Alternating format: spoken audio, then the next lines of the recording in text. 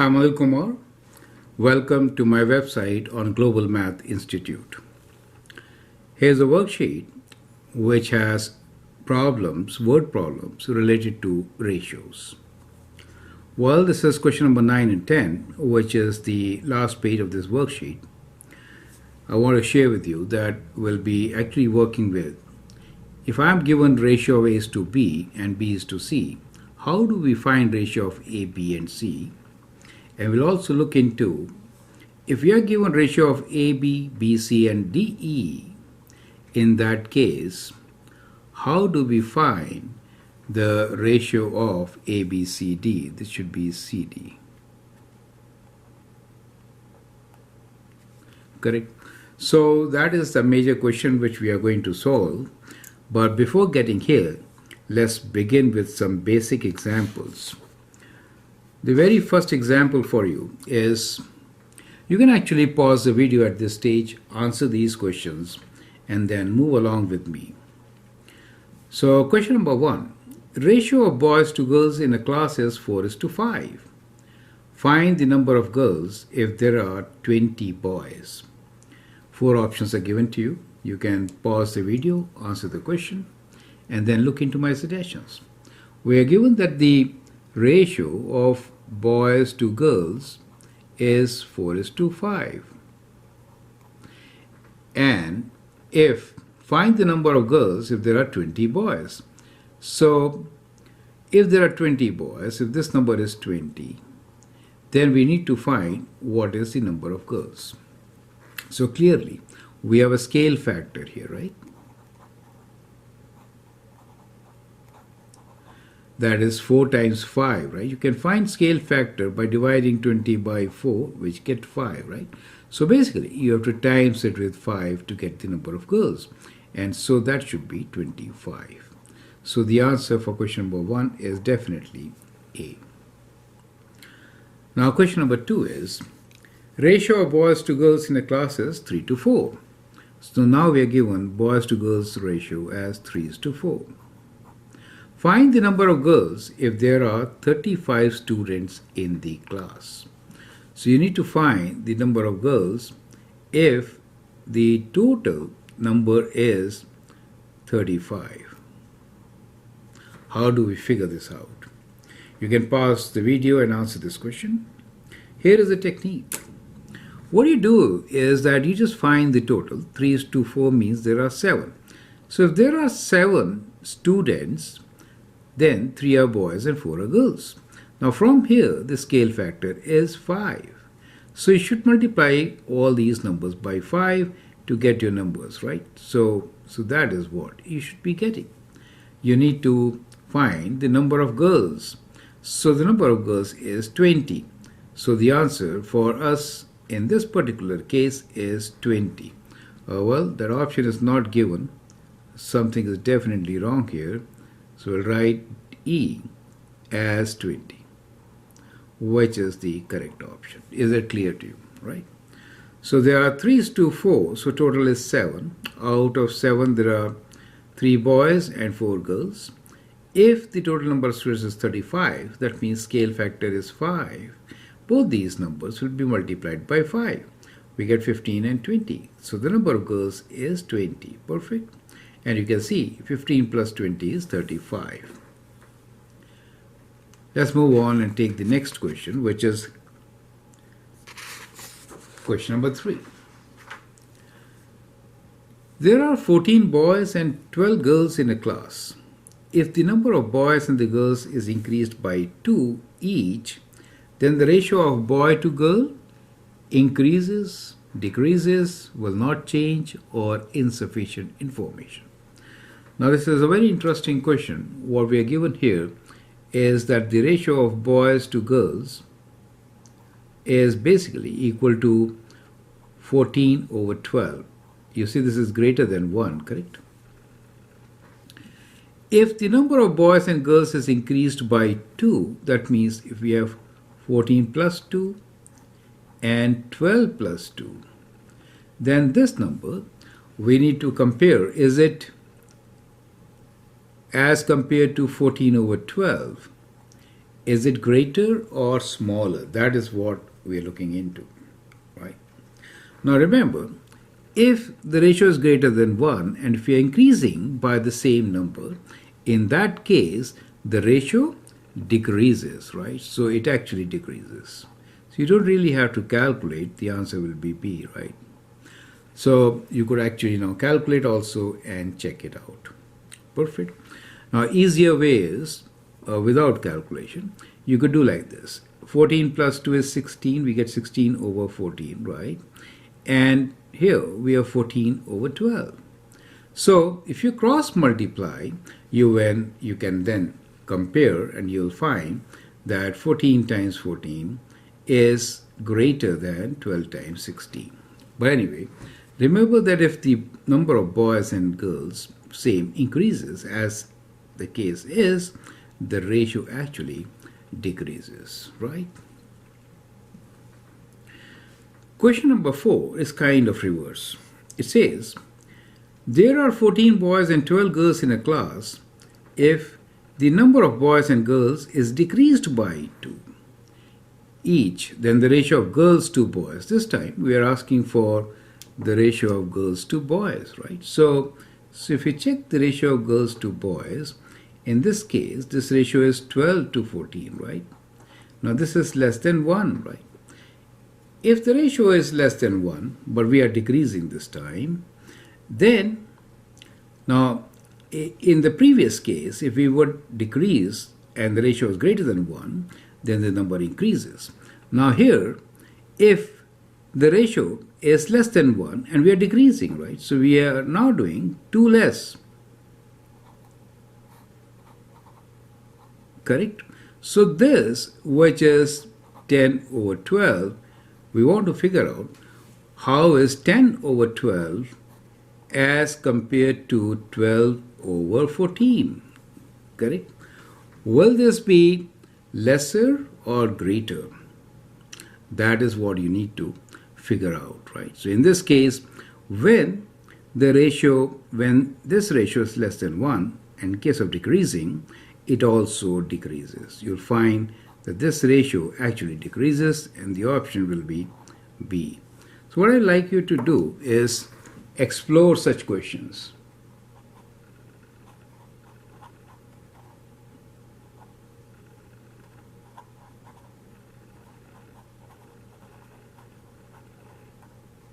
Right? So in this case, what you figure out that if the ratio is greater than 1 and if you add by some number, in that case it decreases. But if you subtract, so in this case, if I have boys over girls and if I add by some number k, since we know that the ratio of boys to girls is greater than 1, in that case the ratio decreases.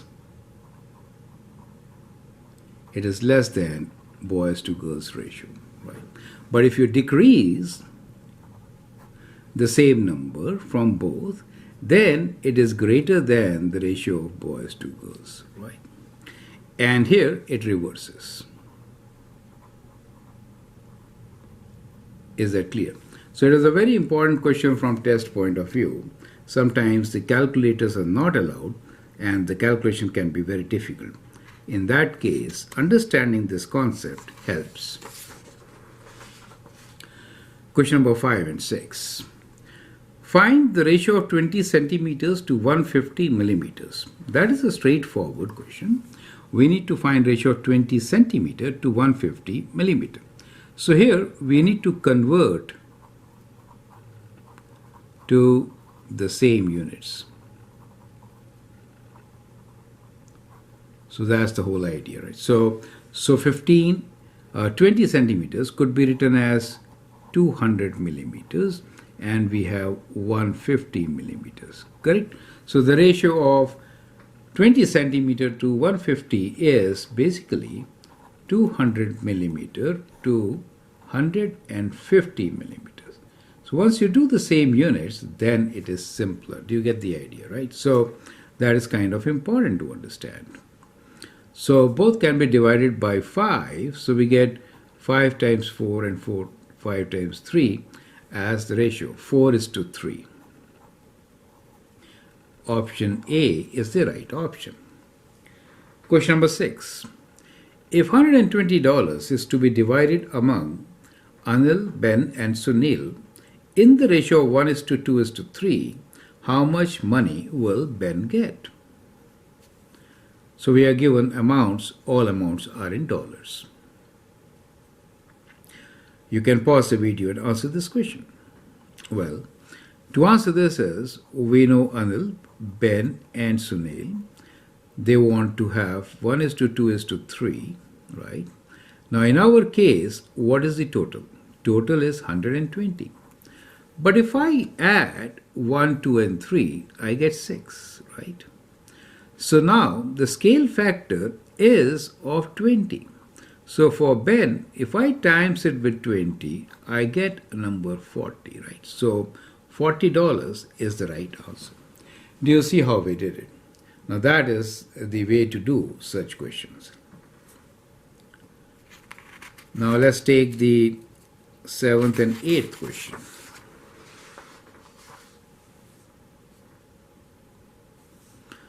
$100 is to be divided among Anil and Sunil in the ratio of 1/2 to 1/3. How much money will Anil get? Now this time we have reciprocal, right? Numbers in fractions. How do we do such questions? That is also very interesting. So Anil and Sunil, the ratio is 1:2 is to 1:3. We could also write this as 3:2. Doesn't make sense, 3:2, right? Just cross multiply. So it is kind of same ratio, right? Now, how much money will Anil get? That is the ratio. We have $100. So the total in this case, this total is 5. But if the total is 100, it is times 20, correct? So the scale factor here is times 20. So we need to multiply by 20. So how much will Anil get? So times 20, right? So 20 times 3, which is 60. So Anil will get $60. Perfect. So that is how we can actually do this portion. Question number 8. If x over y equals to 3/5, then find the value of 4x minus 2y is to 3y plus x. Another very interesting example. I'd like you to pause the video, try this question out, and then look into my suggestions. To solve such questions, what we can do here is, we are given x over y is 3:5. We can say let x be 3. In that case, y will be 5. Is that correct? And we can use these values to evaluate. So now, what is 4x minus 2y equals to? So it is 4 times 3 minus 2 times 5, which is equals to 12 minus 10, which is 2. How about 3y plus x? So it is 3 times 5 plus 3, which is 15 plus 3, which is 18. And therefore, the ratio is 2:18 or 1:9. Right? So 1:9. So dividing by 2, we get 9. So the answer here is none of these. Correct? So we get the answer none of these since the ratio is 1:9. Does make sense to you? Perfect. So that is how you're going to solve this particular question. And now, here is our last question. Let us understand the strategy to solve these kinds of questions. Question number 9 is that we are given the ratio of A is to B as equal to 2:3. We are given the ratio of B is to C as 5:2. And we need to find what is the ratio of A is to B is to C, correct? Now, let us write this in slightly different way. So I'll show you different ways of doing it. And I'll also teach you a shortcut method to solve such questions. Now what we have here is, see, B is common between the two, right? So what we have here, think like this. We are giving A is to B and B is to C, right? And the numbers are something like this. This is 2 is to 3 and this number is 5 is to 2. Now if I am able to make B as same, then we can really compare. So we have to somehow make this same. And that is possible only if I multiply both them, if 5. So if I multiply by 5 and this by 3, so we get 10 and 15 here, and this by 3 gives us 15 and 6. So that gives you a ratio. Does it make sense to you, right? So the ratio is 10, 15 and 6. Correct? So that is how you can find your answer which matches with B. This is one way of doing it. Another way to look into this is kind of like this. We have AB and BC, right? So we have A is to B and B is to C. And the ratios given to us are equal to A is to B is 2 is to 3 and this ratio is 5 is to 2. To write down the answer directly, what you need to do is for A, multiply 5 and 2, and then with B, multiply 5 and 3, we get 15, and with C, multiply 3 and 2, you get 6. Do you see that? So, in such cases, you could do this kind of multiplication, a shortcut method, to immediately get your answer. You could actually extend this strategy when we have more than 2 operations. And now we'll understand how. In question number 10, we are given 3 different ratios. So I'm going to write this as A is to B is 1 is to 3. B is to C is 5 is to 2. And C is to D is 2 is to 3. Now we need to find the ratio of A is to B is to C is to D. How do we get it? Now, equating them otherwise is very difficult. So, understanding this strategy, for A, we can multiply these 3 numbers. So, we get what? We get 1 times 5 times 2. That is for A.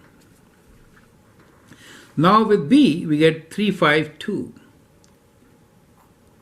3 times 5 times 2. With C, we get 3, 2, 2. So for C, we get 3 times 2 times 2. We get C. And for D, we get 3, 2, 3. Do you see how I did it, right? So when you multiply this set of numbers, you get A, right? This line, you get A, and this number is 5 times 2 as 10. So the number here, you get A as 10. Let me write down here now. 10 is 2. For B, you have to multiply 3 with 5 and 2, right? The next set of numbers.